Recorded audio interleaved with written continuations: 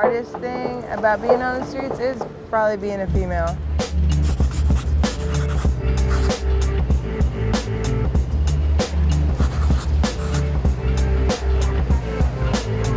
If you're a woman, you like your face clean. You know, you like feeling good, smelling good. Yeah, period times are not good times for us. Hi, how are you? It is very difficult to have your period and very uncomfortable.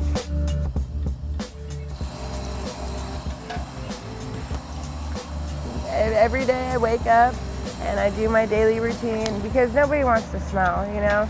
And that's kind of a big deal out here.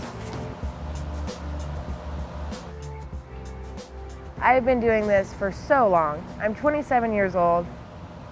This will be my 8th winter out here straight. We had a pretty rough childhood growing up. My mom was a victim of domestic violence, and so she put us through a lot. I went into the system. She got custody of me again, and basically she was like, you know what? I don't want you in the system anymore, but you can't be here. I hadn't lived at home since I was, 10 years old. And I took care of myself. There was no keeping me home anyway, whether if she wanted to or not. There's so many kids that it's like they fall through the cracks, I guess. And that's kind of what happened with me.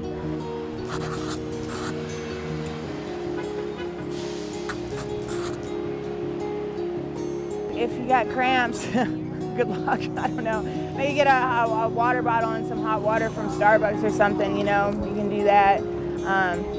Maybe steal some Motrin. It's a little stressful, it pops up, you're running around trying to get what you need. Every month they are placed in a crisis situation. You shouldn't have to decide between a pad and having lunch. A big box of tampons probably runs around $10, so that could be half of what we make during the day. I'll just go get the tampons that I need. And that'll leave me with nothing, then I can't eat.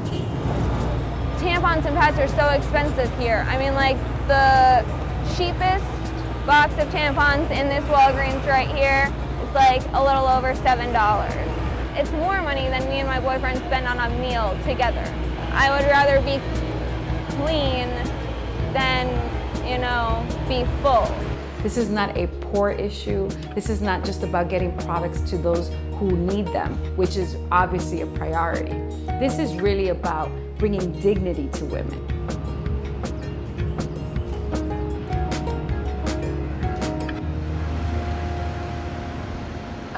I tend to flock to places like this, which is like public parks, where they have public bathrooms. I come here to Thompson Square Park and I do my cleanup in the sink.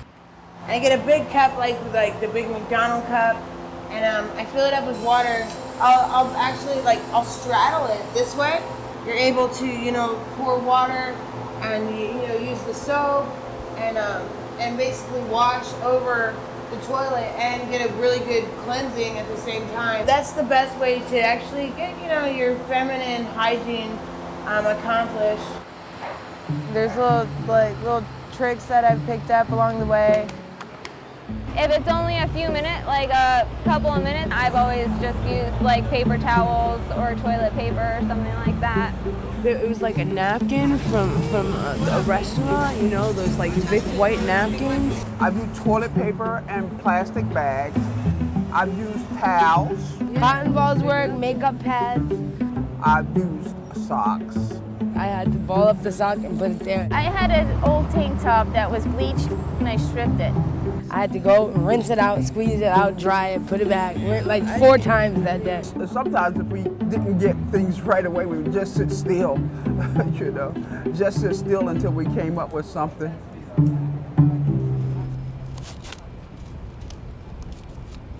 And I've learned how to make my own tampons out of pads. So you take the pad. I try to use tampons as much as I can, but tampons are expensive. And of course, ladies, you want to wash your hands first. People tend to, when they do give care packages, it's usually pads. And then you tie them like this. But usually they're a little longer, and then you can tie a knot here, and then you can still have the string. Basically, that's it. It produces infections. especially in some cases when women are wearing tampons for longer than they should, toxic shock syndrome. It is a health issue.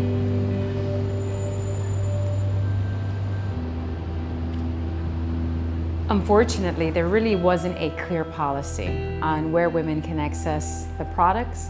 There's different levels of homelessness. There's women in shelters, there's women in subways, there's women, sleeping in parks. I used to be in a shelter, but I haven't been in one in a while because I don't drink and I don't do drugs anymore. And that's where most of the kind of crowd is, in a shelter. I feel safer out on the streets than I would in a shelter. Won't do it, I can't do it. I choose to be out here on the streets. So why we needed to legislate this, as opposed to just changing a policy here or there, is that it is now the law of the land.